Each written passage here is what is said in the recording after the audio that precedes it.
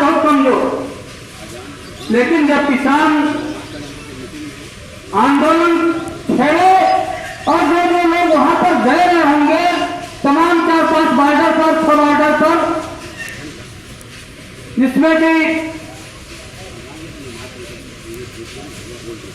Ghazipur border, Singhu border, टिकरी border और Shahjahanpur border और 1-2 border थे। तो वहां जब आप देखेंगे कि 18 किलोमीटर लंबा कारवा सिंघू बॉर्डर और हर तरह के लोग, हर संगठन के लोग, देश के सभी संगठनों के लोगों की भागीदारी थी, न सिर्फ सिंघू बॉर्डर पर, सभी बॉर्डरों पर, शाहजहांपुर बॉर्डर पर भी, टिकरी बॉर्डर पर और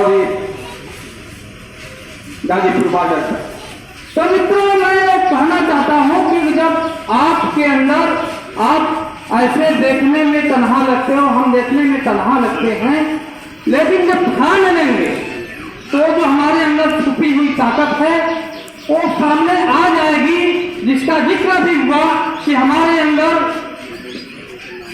तमाम तरह की कारीगरी है, हुनर है, ज्ञान है, लेकिन हम पढ़े लिखे लोगों के सामने, इंजीनियर, डॉक्टर वगैरह वगैरह जो शासन प्रशासन के लोग हैं, उनके सामने अपने आप को पेश करने में डर जाते हैं। हम डर इसलिए जाते हैं कि जो ज्ञान आज यूनिवर्सिटियों में पढ़ाया जा रहा है वो पूरे समाज पर हावी है। ऐसा मालूम पड़ता है कि ज्ञान वही है, बाकी जो ये हैंडलूम, पावर लूम चल रहे हैं, तमाम प्रकार के जरदोजी के काम कर रहे हैं, लकड़ी, लोहे, पत्थर के काम हो रहे हैं, तरह तरह के जो काम हो रहे हैं, किसानी का काम कर रहा है। देश भर में नदियों में, तरह तरह के समुद्र में, पहाड़ पर, हर जगह जहां जाइए मेहनत करने वाले लोग लगे हैं। उनके पास जो ज्ञान है, जो वास्तविक ज्ञान है, जिसकी चर्चा हो चुकी है, रिपीट ही करना मात्र हो रहा है।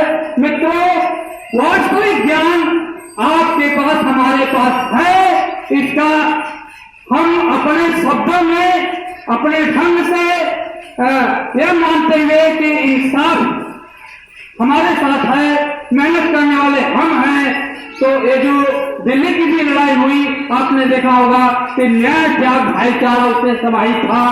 13 महीने के आंदोलन में जितने भी तमाम सूफी, संत, महात्मा वगैरह वगैरह थे, जिनकी जयंतियां की गई, उन जयंतियों पर वहां भी कार्यक्रम होता था, पूरे देश भर में कार्यक्रम होता था वहां के आह्वान पर। तो मित्रों, वह न्याय, त्याग, भाईचारा का आंदोलन था।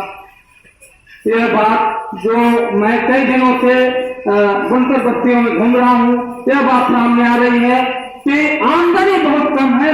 इतनी आमदनी नहीं है कि परिवार चलाया जा सके।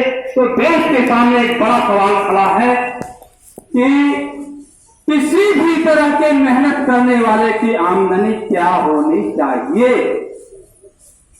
यह इसकी जिम्मेदारी सरकार की, लेकिन पहले यह तय हो कि हम जब 200-300 रुपया बड़ी मशक्कत से पूरे परिवार को लगा करके कमा रहे हैं, और तमाम लोग जो अपने ज्ञान और इसका डंका पीटते हैं, 1.5 लाख, 2 लाख, 3 लाख रुपया महीना कमा रहे हैं, तो इसमें किस तरह की नाइंसाफी है। इस नाइंसाफी के खिलाफ हमें लड़ना होगा और यह मानकर लड़ना होगा कि यह जिम्मेदारी सरकार की होती है कि सरकार ऐसी व्यवस्था बनाए जिससे कि हमारी आमदनी और लोगों की आमदनी में कोई फर्क न रहे।